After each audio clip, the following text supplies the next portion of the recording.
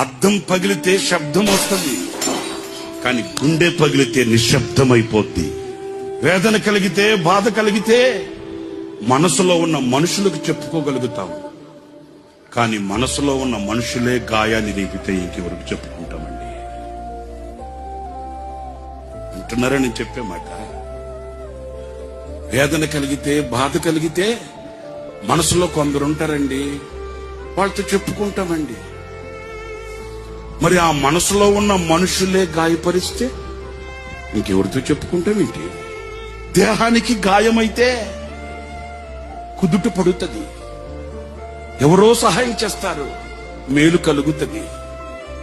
మరి గుండెకే గాయమైతే గుండె గాయాన్ని చూడగలిగిన వాడు ఎవడున్నాడండి? ఆ గుండెకు కలిగిన గాయమే ఒక గేయం.